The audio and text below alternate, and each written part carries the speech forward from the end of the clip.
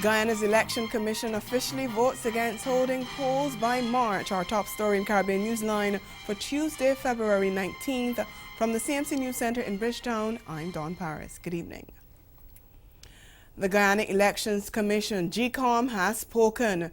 Two motions put before the 7-member election body were passed on Tuesday, paving the way for President David Granger to be informed that elections cannot be held within the constitutionally required 90 days of the no-confidence motion which his coalition government lost.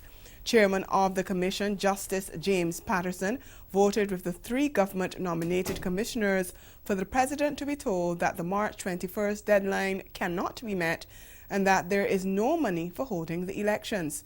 The move did not go down well with the commissioners appointed to GCOM by the opposition, including B.B. Shattuck, who said money can be made available for the polls.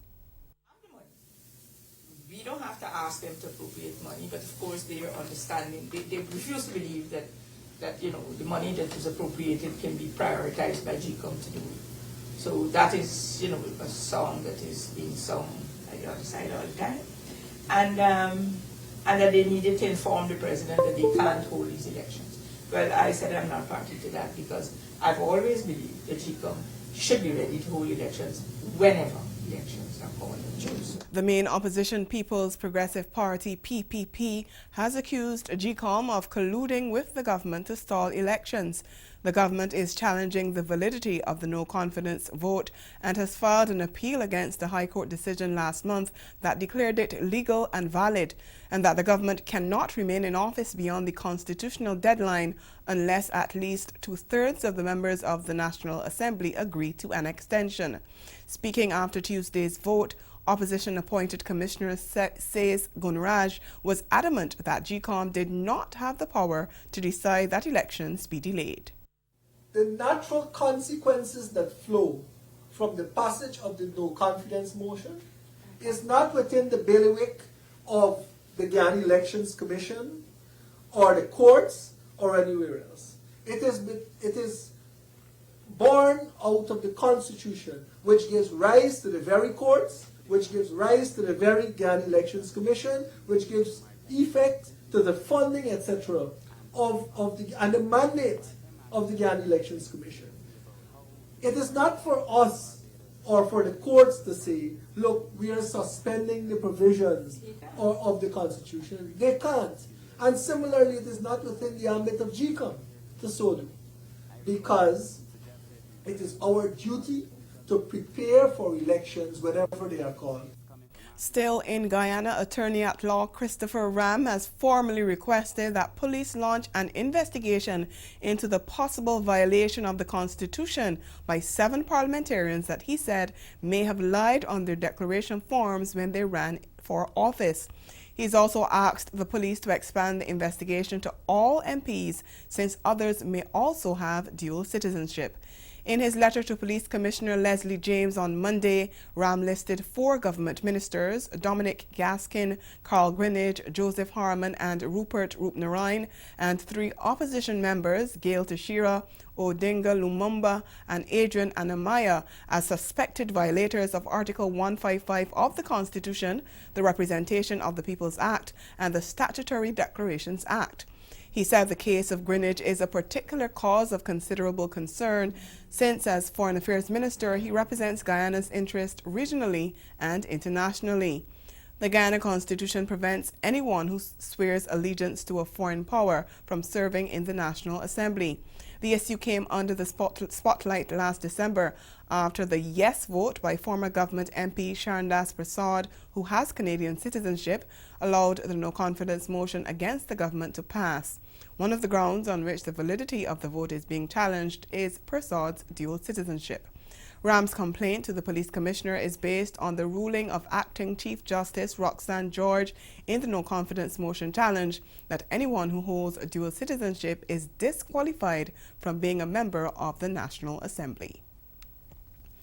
In Trinidad and Tobago, over 100 former workers at state-owned oil company Petrotrin say they're still waiting on monies owed to them. And on Monday, they made their way to the Industrial Court in San Fernando to file their complaints. We get more in this TTT News report. Months after Petrotrin was restructured and workers sent home, over 100 former employees are still waiting on money.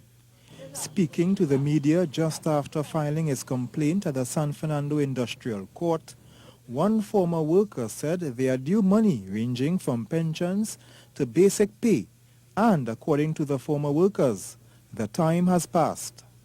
Under the law, which is the Retrenchment and Severance Benefit Act, once you send workers home, there's a technicality that the company have 30 days to pay people their monies. It is now 80 days, and all that has happened as citizens of this country and workers, we have written the registrar of the court complaining. He said, contrary to popular belief, some workers have not been paid and are still waiting on what is due to them. Based on our little knowledge, the court will contact the former company. The company is trading now as the Trinidad and Tobago Petroleum Holding Company Limited, and there's a section called Petrotrin Legacy. So I hope that the court contacts them and asks them to listen, contact your workers or whoever, and see if you could fix this. He said as time unfolds, other issues will come to light. Jamaica's opposition is pushing for a forensic audit at state-owned oil refinery Petrojam to determine the source of massive oil losses. And opposition spokesman on energy Philip Paulwell does not agree with the call for the government to scrap audit plans.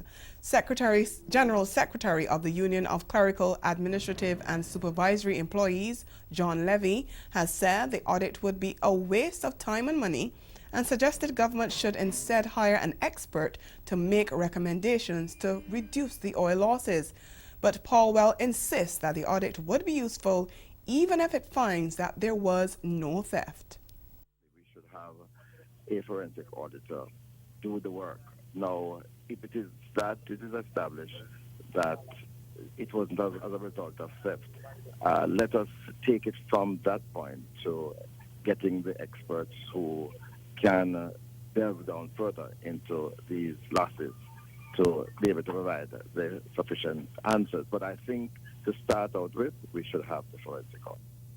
An Auditor General report on Petrojam revealed that the entity could not account for more than 500,000 barrels of oil worth more than $5 billion.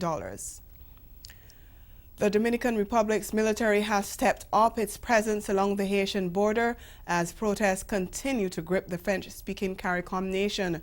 As a result of the scarcity of fuel across Haiti, Dominican military agencies have increased their presence at gas stations on the border.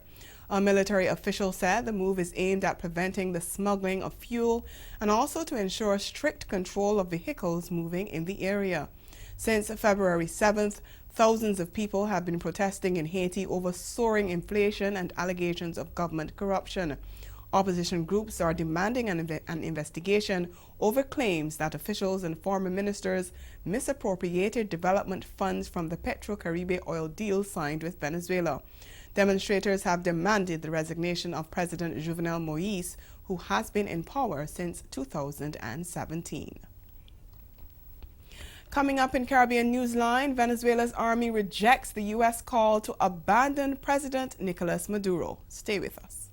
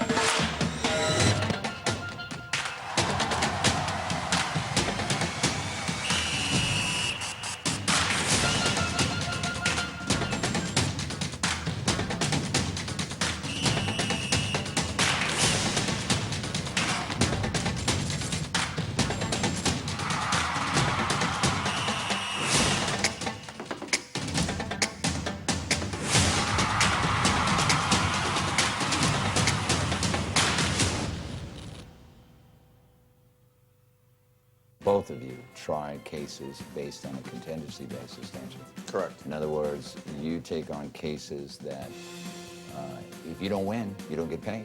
So you got to make sure that you have good cases. And you have kind of an interesting background, Stephen. You were a homicide prosecutor in Brooklyn for, what, 7 or 8 years? Yes. I was Why the change? Well, I don't know if it is a change. The truth is this, is that I became a lawyer because I wanted to help people.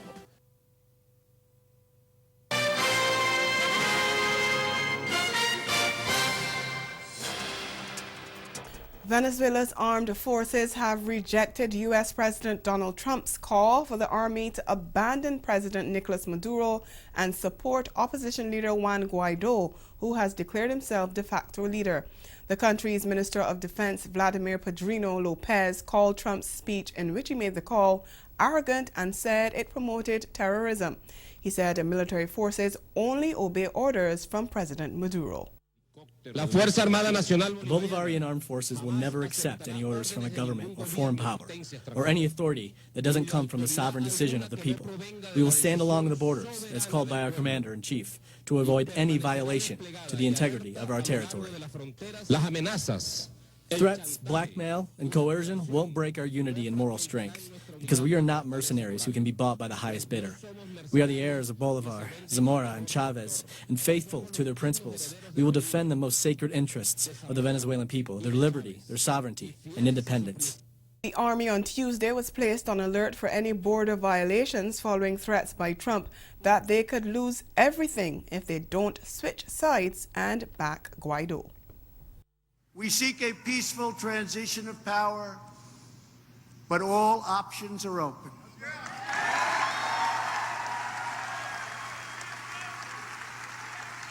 We want to restore Venezuelan democracy, and we believe that the Venezuelan military and its leadership have a vital role to play in this process. If you choose this path, you have the opportunity to help forge a safe and prosperous future for all of the people of Venezuela. Or you can choose the second path, continuing to support Maduro. The Ghana government is being urged to implement provisions that would allow persons who are deaf to drive in the country. A spokesperson for the Ghana Deaf Association said on Monday that discussions were held with the government before on the matter, but nothing has been done. The members of the hearing impaired community are hoping for another meeting with the Ministry of Public Security. We get more in this Newsroom Guyana report. The Guyana Police Force Traffic Department does not permit deaf persons to take the driver's license test. The Deaf Association of Guyana is asking for an intervention that would allow them to earn a living for themselves and enjoy the social and financial benefits of driving.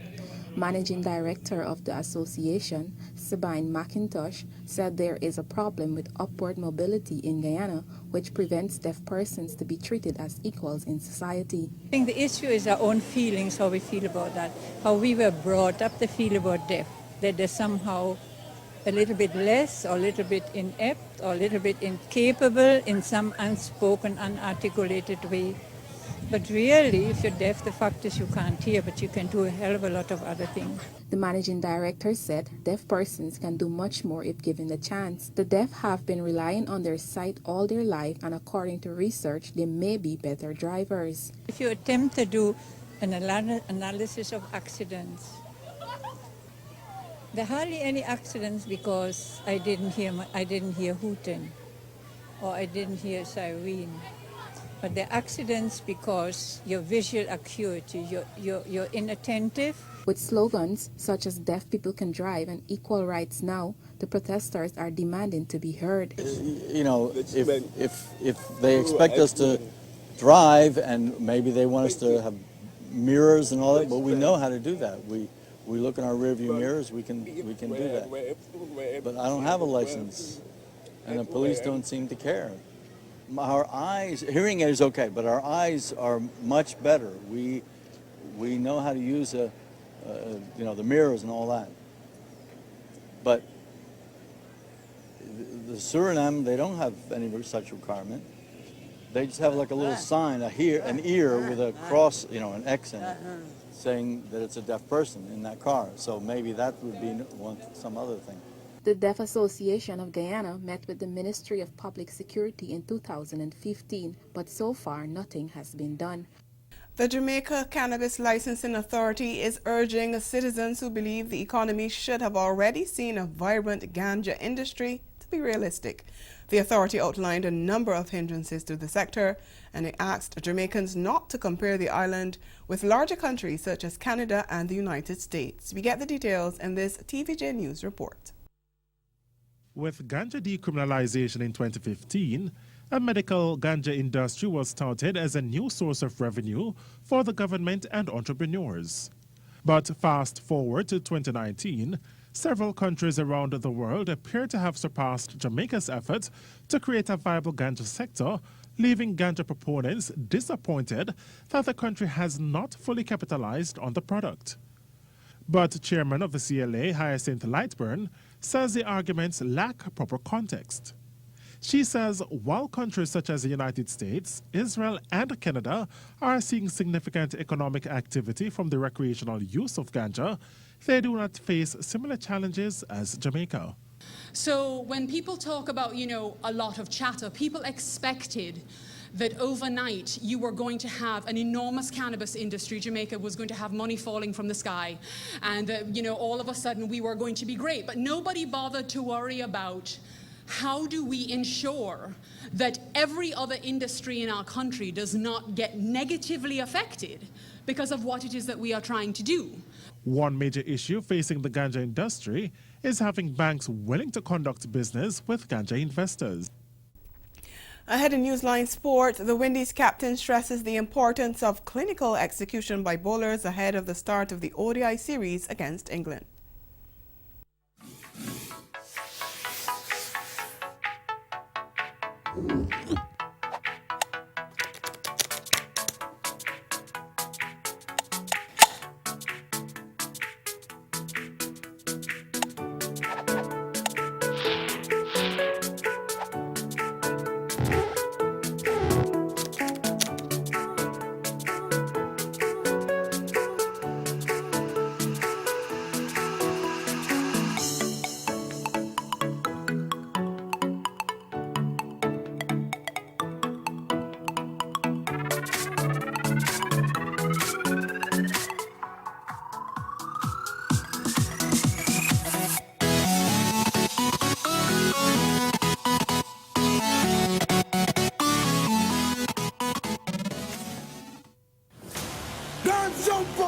Non-stop turn and twist. What up, it's your boy French Montana. It's me, Smokey Robinson. It's your boy Davido. Hi, I'm LMA. This is Buju Banton, and I'll be performing live with the Shine Low Band in St. Kitts Music Festival. Don't miss the 23rd Annual St. Kitts Music Festival, June 26th to June 30th, 2019. Featuring Buju Banton, Smokey Robinson, Popcorn, and LMA. Also, Davido, French Montana, Fimba, Edwin Yearwood and Crossfire, Coco T, Skinny Fabulous, Shal Marshall, Charlie Black, Farmer Nappy, Nadia Batson, Infamous, New Vibes Band, and many, many more. It will be epic. It will be mind-blowing. It will be jaw-dropping. It will be awesome. The St. Kitts Music Festival, an experience like no other.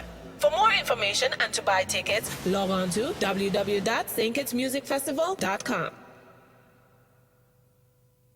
In what he calls a groundbreaking partnership with dancehall, Idonia was celebrated last week for his advocacy for the acceptance and legalization of marijuana. He is the first official dancehall ambassador for Epicon, a medical cannabis brand. He says that seeing as dancehall played a role in being a part of the epic herb story, where it actually becomes legalized, he is happy to be a part of the history in the making.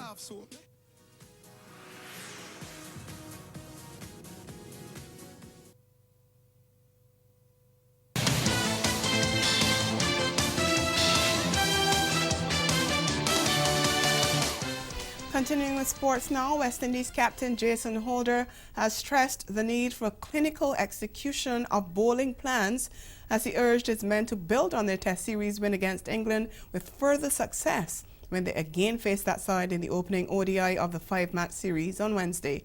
The hosts find themselves up against a powerful England side, unbeaten in their last 9 series, with 22 wins in their last 29 ODIs, and seen as favourites to win the ICC World Cup at home later this year.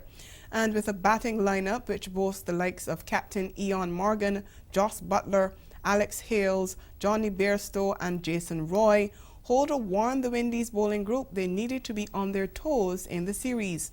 West Indies will boast a relatively inexperienced attack which features the likes of Quicks O'Shane Thomas and Sheldon Cottrell, along with left-arm spinner Fabian Allen, who among them have played only 14 ODIs. It leaves Holder and fellow seamers Kemar Roach and Carlos Brathwaite to provide the bulk of the experience, with leg spinner Devendra Bishu the main spin option. The Windies are without an ODI series win in 5 years, with their last success coming in against once lowly Bangladesh in the Caribbean. They are currently ranked 9th in the world, only above lightweights Afghanistan, Zimbabwe and Ireland. Cricket West Indies, CWI, on Monday unveiled Bermuda-based insurance company Colonial Group International, CGI, as the title sponsors of the regional Super 50 Domestic Championship. In a glitzy ceremony at Sandals, Barbados, attended by the West Indies one-day side, CWI officials also announced CGI as title sponsors of the 5-match ODI series against England, which bowls off on Wednesday. The Super 50 has been without sponsorship for the last 3 editions since the Nagico insurance agreement ended. CWI Chief Executive Johnny Graves says the governing body for regional cricket is looking forward to a fruitful partnership with CGI. We are absolutely delighted that they have agreed to become the title sponsors of our regional 50-over competition, the Super 50 Cup, as well as sponsors of all our one-day international cricket that will be played here in the Caribbean. This is a partnership that will also extend to our community cricket programs, as Colonial Group International share our ambition to use cricket as a tool to inspire the Caribbean to lead more healthy and active lifestyles. Cricket West Indies have a clear vision to be the heartbeat of the Caribbean, loved by the world. And it's fantastic that our new partner is another successful regional organisation who also have a clear vision to be the leading insurance and employee benefits company across and throughout the Caribbean. Barbados Cricket Association President and CWI Director Conde Riley, speaking on behalf of CWI President Dave Cameron, said the new partnership symbolises the continued strength of the Windies brand. I believe that the Windies brand remains one of the strongest in the region.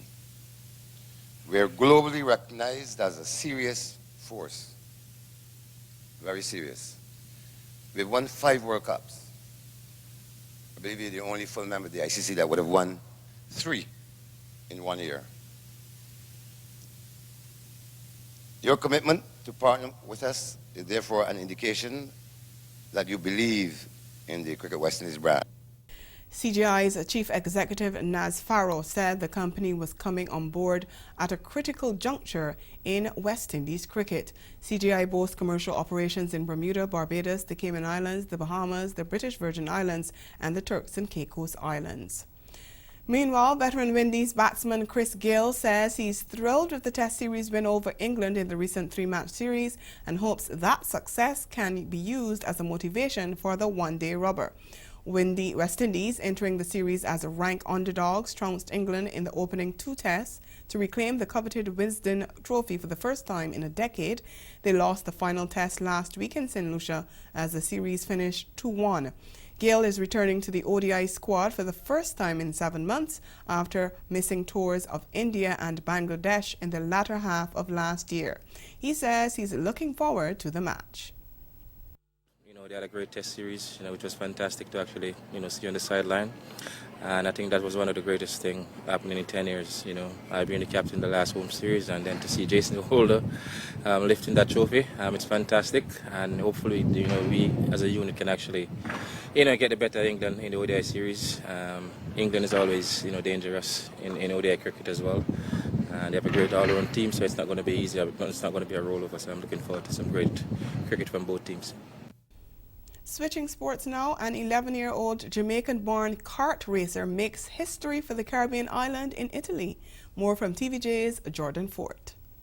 Powell, who attends the Energy Course Racing Academy in Italy, started the 2019 season with a bang, getting the better of some of Europe's best junior drivers in the three-day South Gara International Karting Meet. Powell struggled in the opening round of qualifying, but improved over the next 3 rounds heading into the championship race, which consisted of 40 other drivers. In the championship race, Alex, who started third on the grid, quickly closed the gap on the leaders. After skillfully passing his Russian teammate Kirill Kutskov, Powell then outwitted UAE's Rashid Al-Dehari, following a fierce battle on the last lap to win by 0.6 of a second. Powell's father, John, says the achievement surpassed their expectations. His success of so far of what he was able to achieve in 2018 with winning the WSK Championship Cup and by kicking off this year with winning the Winter Cup 2019, I think will do a lot for the region. John says Alex's performance has sent tongues wagging about the young Jamaican. I think it's doing a tremendous lot of exposure for the region, especially Jamaica. You're having the commentator and people ask, you know, what do they drink? What water do they drink in Jamaica? That's making the Jamaicans so fast, both on the athletic side with track and field, and also now on the motorsport side. New president of the Jamaica Karting Association, Neil Williams, says Powell, who's been flying the flag in Europe, did well for the nation. And that's the sport. We'll be right back.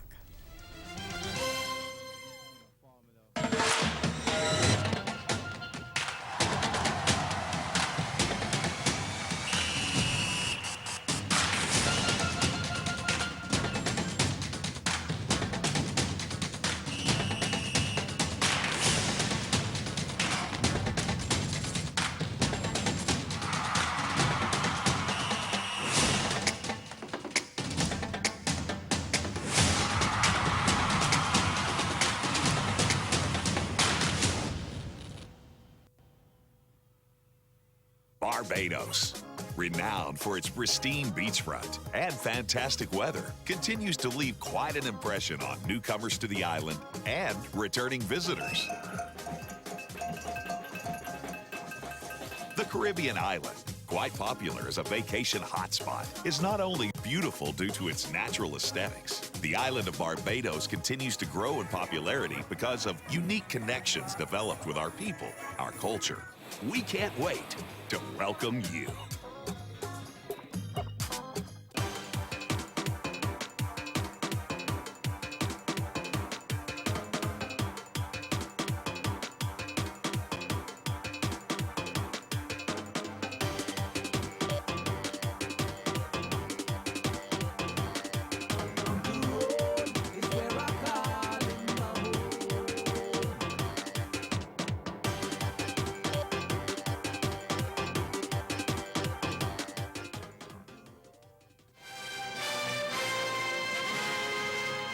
Again, the major developments of this day: Ghana's Elections Commission votes to inform President David Granger that it won't be able to hold elections by the constitutionally required timeline. And in sports, the Windies captain stresses the importance of clinical execution of bowling plans in the ODI series against England. And that's Caribbean Newsline. For news and sport around the clock, subscribe to CanadaNews.com, and for more of our programming, log on to CaribVision.tv and check out our YouTube channel. We'll be back here again tomorrow.